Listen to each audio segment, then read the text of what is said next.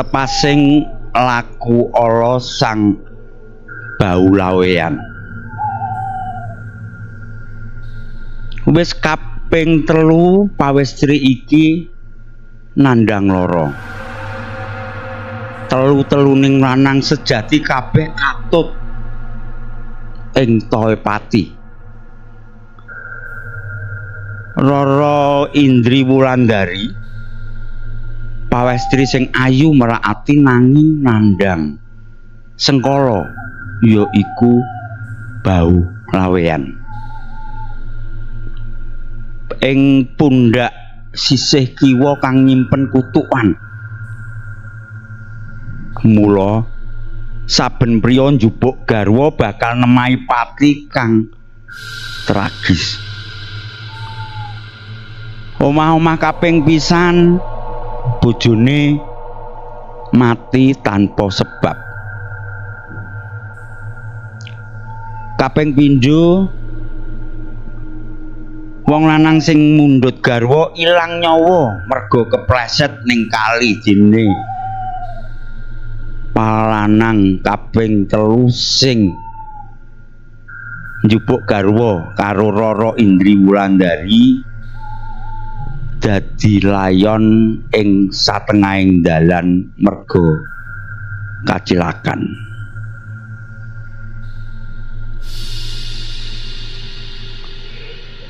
Apa leres uripe Rara Indri Wulandari dadi pamangsa kang ora kersa? Apa pancen ora ana pangapura kanggo wanita panas iki? Ya iku Rara Indri Wulandari. Jangkaing pati tansah nguntit nganti kapan Wulandari kudu urip dhewe ing sajroning panalangsa.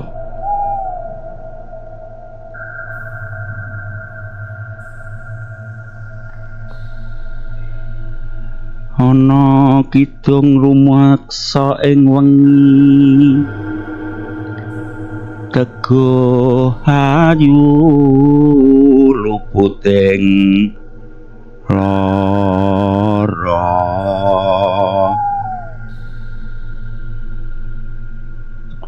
lupute bilahi kabeh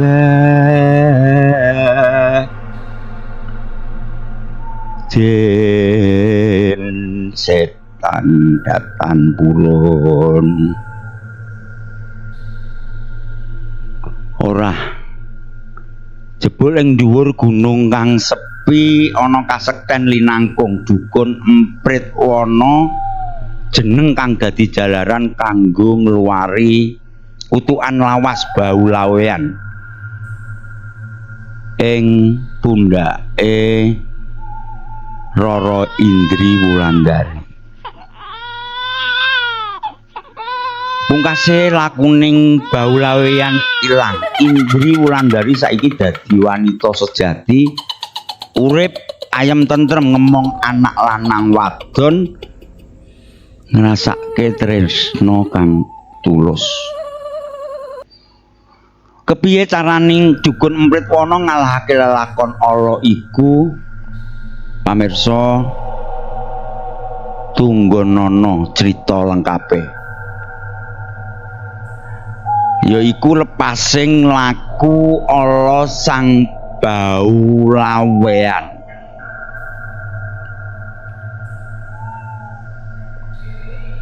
Sugeng pepanggihan para pamirsa ingkang tansah setya nenggani, mugi rahayu wilujeng lan bagas warah tansah lumintu ing panjenengan sedaya.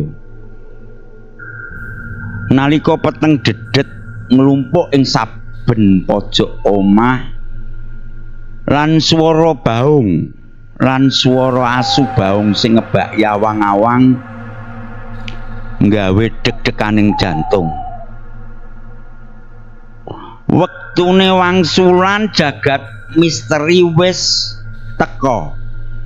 Lumat lelembut malam Jumat.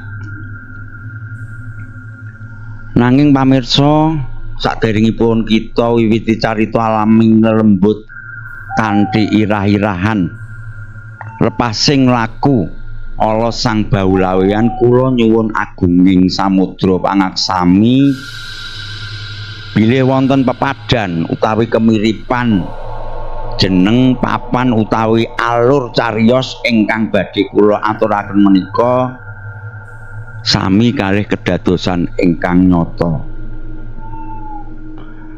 Sedaya menika namung kangge wulangan lan ngelingaken babagan pepalang ing alaming gaib. Sumangga dipun siapaken ajian batin panjenengan amargi ing kalodhangan iki kita badhe mirengaken carita lepasing laku ala sang Baulaweyan. Pamirsa, ing tanah Jawa ing saben pojok ing desa ana siji crita tuwa sing isih kerep diomongake, yaiku babakan titah setri kang sinebut pawadon Baulaweyan. Senajan jenenge kaya nggawa wewengkon agung Laweyan ing Solo umpaminipun, nanging Laweyan ing kene dudu papan, nanging bab ciri utawa tandha ing awak kang kinandhut mitos gedhe. Wanita Baulaweyan menika dipun pitadosi gadah tandha-tandha kang ora lumrah, umpamane tai lalat gedhe utawa toh ing pundak sisih kiwa utawa tandha liya ing perangan awak kang sinengker.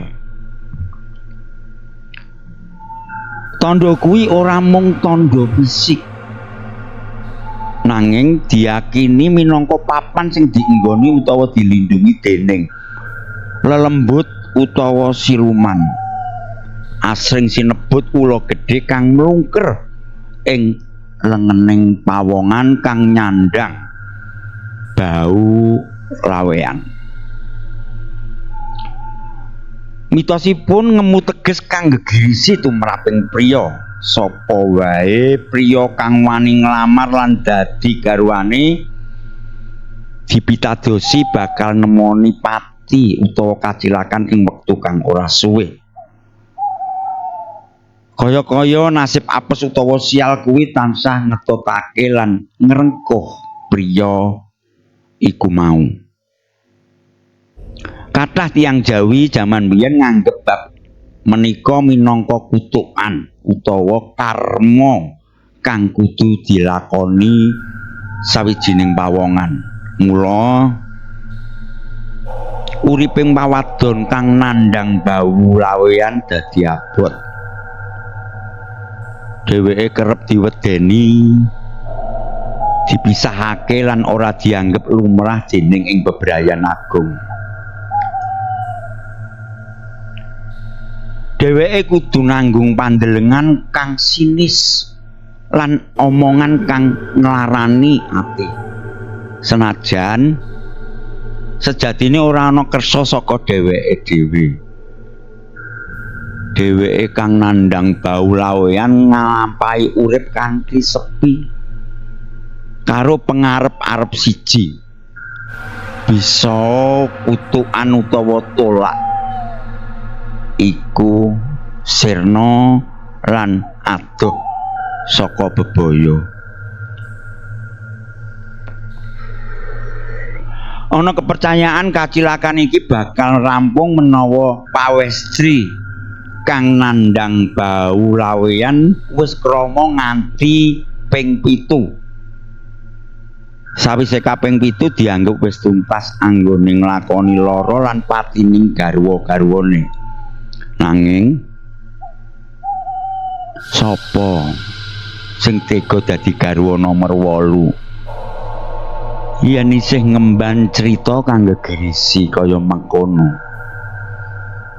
Mula cerita Baulaweyan iki kudu mung cerita, dudu mung cerita nanging kanggo pangeling-eling babagan dayaning mitos lan abote nasib tumraping wanita ing budaya lawas.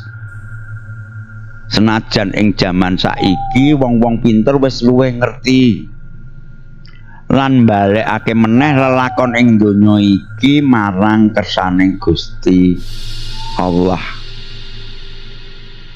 Balekake maneh lelakon ing donya iki marang Gusti kang murbeng dumadi. Kanthi mengkono ora ana alasan kanggo ngukumi sapa-sapa amarga ana tandha lair ing awake.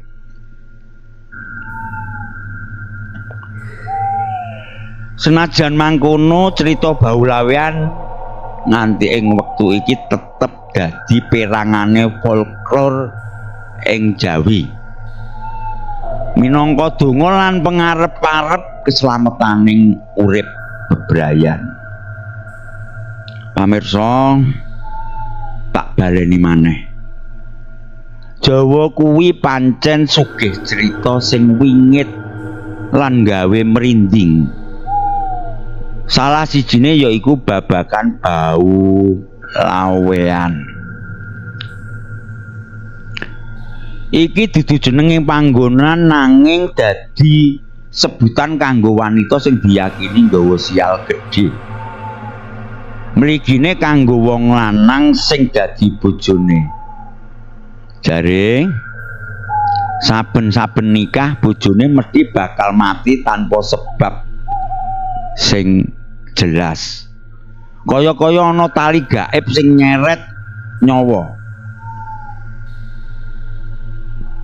Ing sawijining desa yaiku desa Umbul dadi mulya urip sawijining prawan ayu rupane. Jenenge Raden Rara Indri Wulandari. Kulite putih langsat, rambute ngombak lan irunge mbangir. Jan jenggirat tenan. Indri Wulandari pancen wanita Jawa sing dadi idamane wong lanang sing kepengin mbangun Balewisma.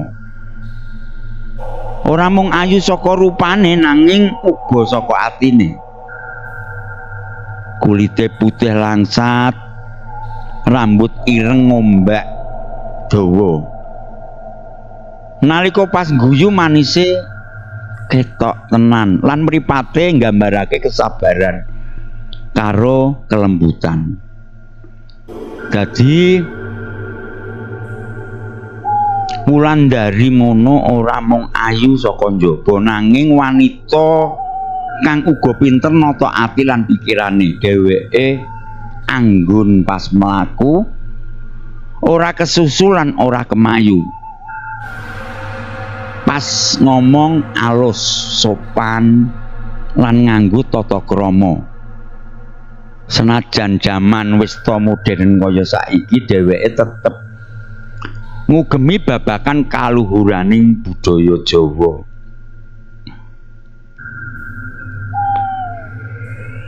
Nanging kaayunane Wulandari kaya-kaya ditutupi mendung peteng amarga kabar sing wis sumebar saindenging dosa menawa Wulandari kuwi jare Baulawean. Indri Wulandari wis ping 3 nglakoni dadi manten. Bojo sing kapisan yaiku Mas Harjo sawise 7 wulan omah-omah seda nalika turu. Wektu iku isuk-isuk nalika Indri tangi, Harjo wis kaku lan adem tanpa ana tanda-tanda lara. Dokter desa mung bisa gedhek, ora nemokke bablas kepiplas penyakite sing ditandang karo Harjo. 2 taun sabanjure Wulandari nyoba nampa takdir lan gelem didhaup karo Kang Partodian. juragan sawah sing wis lumayan sugih lan wani nanggulangi omongane wong sak desa. Nanging meneh-meneh durung genep 50 dina dadi bojone Wulandari, Kang Parto ditemokake nglempang ing pinggir kali. Sirahe tatu kaya ditumbuk watu gedhe. Wong-wong kandha Kang Parto kepleset lan tiba. Nanging kandhane wong-wong kuwi tetep wae ora ana sing percaya karo pocapan kang gampang kuwi. Setahun sabanjure Indri Wulandari nyoba nampa takdir meneh. Nalika wis kaping pindho dadi randha, iki gelem diajak omah-omah meneh karo sing jeneng Parmantara, juragan mobil sing sukses lan arep njamin uripe Indri Wulandari bakal sarwa kecukupan. Nanging meneh-meneh durung genep selapan dadi bojone Kang Parmantara ninggal ing sawijining kacilakan.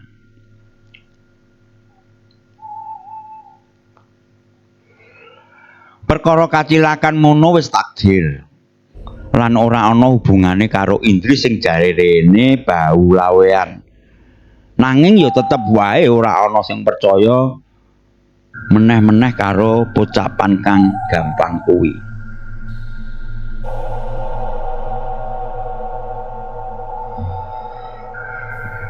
Sawise kedadian katelu iku ora ana wong siji-sijia sing wani nyedhaki Indri Wulandari. Dheweke urip dhewekan ing omah gedhe warisane bojo sing nomor 3 kanthi rasa ngeres lan sedih sing tanpa wates. Wulandari ngerti menawa kutukan sing gumantung ing pundhake, senajan dheweke ora tau ngerti saka ngendi asale sing marai uripe kasepen.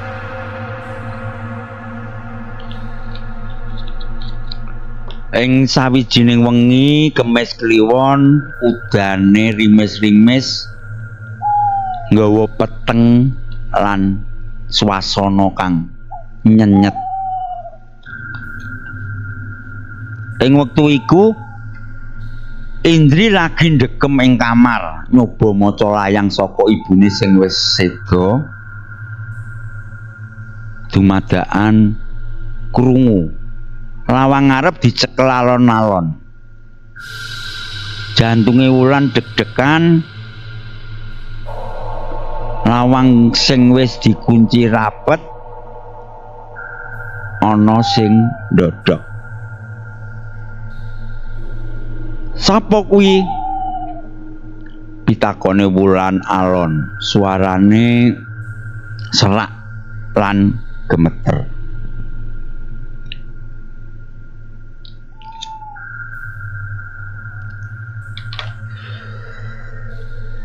Ora ana wangsulan, nanging saka celah lawang Wulan kaya-kaya ndelok cahya ijo sing tipis lan ngleyang.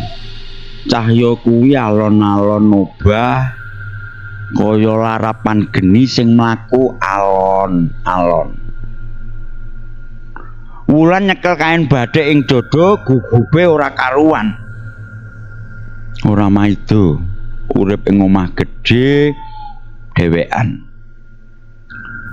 Wulandari banjur nyoba ngendhaleni diri lan mlaku menyang pawon, njupuk lenga klenthik sing ana ing kepeng lempung, terus diolesake ing ubun-ubun lan pundhake. Pengarep-arepe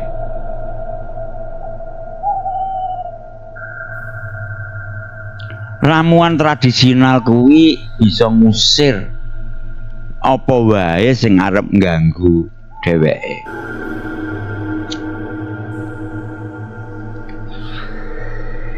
Nalika Indri arep bali menyang kamar, dheweke kesandung ing amben lan tiba ing Prester. Ing wektu kuwi Wulandari ngrasake pundhake kiwa panas banget, kaya-kaya diobong geni.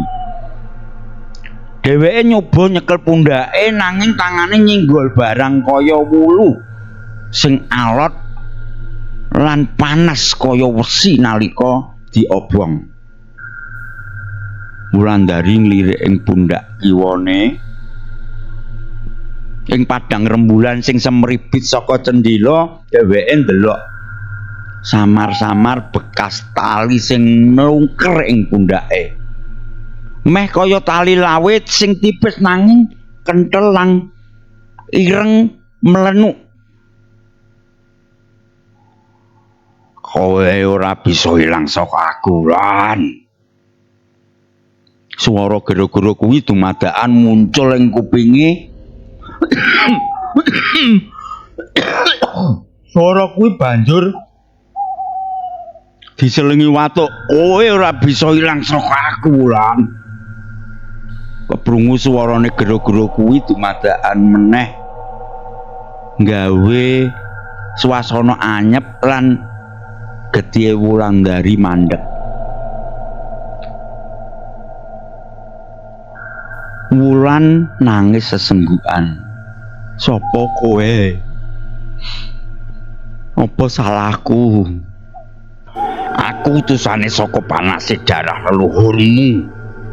Wangsulane swara kuwi saiki luwih cedhak kaya-kaya ngembet-ngembet ing sak sandinge kupinge Wulandari.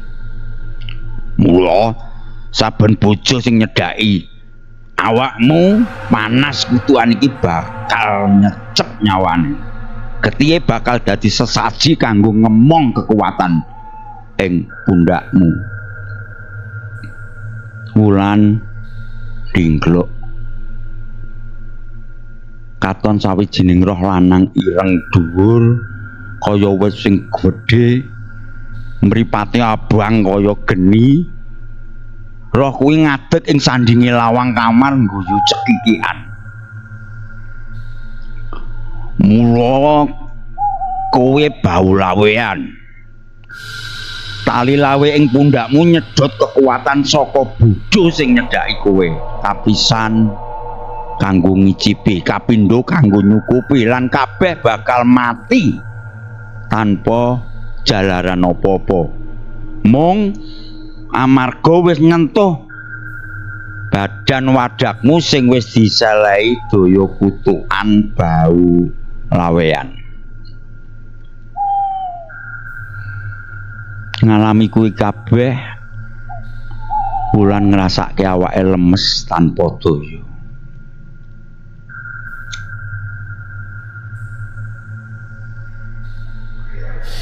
Dheweke ngerti kutukan iku dudu amarga kesalahane dhewe. Nanging warisan sing angel ditemtokake asale. Sawise kedadian niku dina-dinane Wulandari isine mung kebak ing pasrah. Arep sambat karo sapa? Arep ngresula wedi menawa mengko ngalami kahanan sing nyusahake. Dina-dina dilakoni Wulandari kanthi kebak panalangsan lan kebak ing kepasrahan. Nganti ing sawijining bengi kanthi manah ingkang remuk Wulandari dipun lipur dening budhe lilik sing isih kepernah dulur cedhak. Nduk, aja sedih terus. Budhe wis krungu pawarta kok. Ing desa seberang kono ana wong pinter. dukun sepuh kang sinebut Eyang Empritwana. Jarene dheweke iku iso murwat sengkala kang paling abot kok. Ngendikane Budhe Lilik kanthi swanten lirih nanging kebak kasih sayang, nanging swara lirih sing kebak pengarep-arep. Merga uripe wis pasrah, uripe wis suwe nandhang panalangsa, Wulandari mung mathuk. Setengah atine bungah ngungkuli samubarang. Merga duwe pengarep-arep mbok menawa iki kang arep dadi lelakone urip kang anyar. Urip tentrem duwe anak bojo sing kena kanggo nerusake trah panguripane. Urip tentrem kang tanpa nyandang bau lawean. 3 dina sabanjure Indri Wulandari budal sesarengan Budhe Lilik tumuju ing padepokan Eyang Empritwana. Padepokane sepi. Nanging krasa hawa sing kenthel apa meneh ana ambuning dupa lan wangan kembang pitung rupa ing padepokane Eyang Empritwana.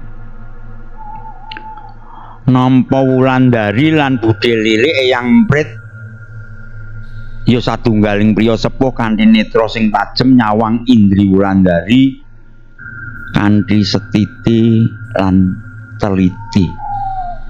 Awit pucuking sikil nganti pucuke rambut diteliti kanthi panaliti lan setiti. Benar nih, aku wis nampa kersamu. Ngendikane Eyang kanthi swanten ingkang abot. Sengkalamu kudu sengkala lumrah. Sepisan maneh sengkalamu dudu sengkala lumrah. Ing pundakmu kuwi utawa tohmu sing ireng ing pundak kiwamu kuwi dipanggoni dening siluman ula lawe. Siluman kuwi kang njaluk tumbase nyawa saka pirang-pirang garwamu.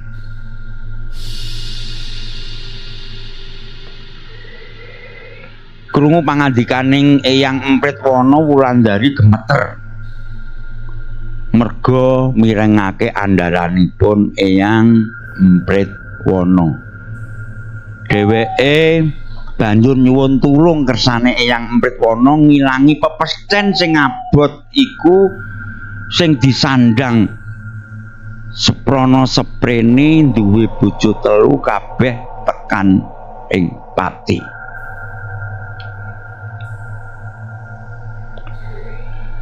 Kanggo nuruti panyuwuning Wulandari, Eyang Empritwana banjur nyiapake upacara ruwatan agung, ora tanggung-tanggung. Eyang ngginakake pusaka ingkang ampuh, ya kuwi pusaka ginandang wasesa minangka sarana ngilangi utawa ngusir siluman sing manggon ing pundak kiwane Wulandari. Dene Wulandari lungguh ing tengahing kembang lan menyan.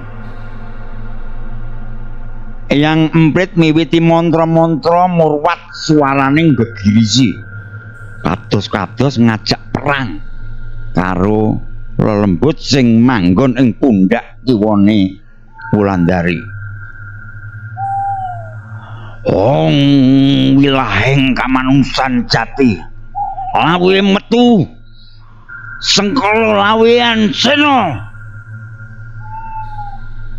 Sanalika Eyang Empritwana njupuk tirta 7 sendang kamanungsan, banyu suci saking 7 sendang ingkang dipun pitadosi saged ngresiki jiwa lajeng dipun usapaken dhateng pundhaking Wulandari. Sanalika Wulandari njerit saking raos sakit banjur semaput. Barengi kuwi katon kumebul. Keluk ireng metu saka pundhake sisih kiwa mbrubul angendanu nggawa ambu anyir. Nggawa ambu amis. Esuke Wulandari tangi kanthi rasa badan ingkang benten. Awake krasa enteng, manahipun padhang. Dheweke banjur ndeleng pundhake kaget. Toh ireng sing gedhe minangka ciri baulawian wis sirna tanpa tilas. Mung nyisa guratan cilik sing samar-samar.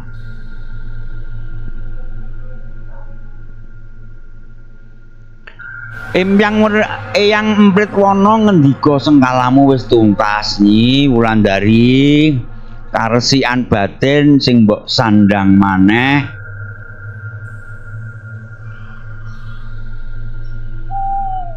nanging elinga kekuatan manungsa iku mung sawetara. Sabanjure sliramu kudu tansah nambahi iman lan budi pekerti, amarga kuwi ruwatan kang sejati lan langgeng. Wulandari mung mantuk. Atine bungah ngungkuli samubarang ing donya iki. Ngungkuli samubarang kanduwenan donya brana sing dinduweni. Awit saking kesaktian lan kabecikanipun Eyang Empritwana, pepesthen baulawean sing gegirisi iku wis sirna. Nyi Wulan bakal nglakoni urip anyar kanthi tentrem lan ora let suwe, kira-kira 6 wulan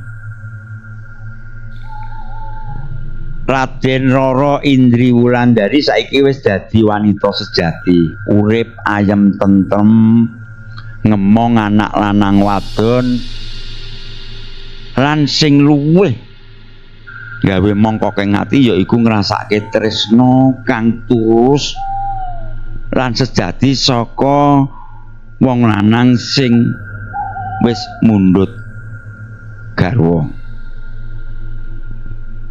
Pamirsa, baulawian mono senajan dianggep ginaris dadi pepalang iku dudu pungkasaning cerita. Mangsa menungsa saderma nglakoni. Sepisan maneh manungsa mono mung saderma nglakoni nampa apa anane takdir kang wis cinathet. Nampa apa anane takdir kan wis kasebat. Kabeh lelakon bungah lan susah mung pacoban lan piwulang saka Gusti kang murbeng dumadi. Aja gampang semplah ati. Aja nganti kelangan pengarep-arep, merga sejatining urip dudu saka apa kang katon ing lair, nanging saka pasrah lan sumarahe batin marang kersaning pangeran. Elinga kawula mono mung saderma. Mubah musik ing kabeh mung kersaning Hyang Sukma. Pasrahana sedaya dumateng Allah.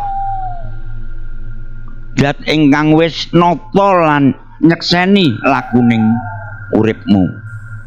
Ngestokno dawuh-dawuhe lan yakinana yen skenario ning Gusti kang murbeng dumadi iku sing paling sampurna. Ngluwi pangira-irane manungsa. Inna waha ma'asobirin. Gusti Allah mono tansah nunggal karo wong kang sabar lan tawakal.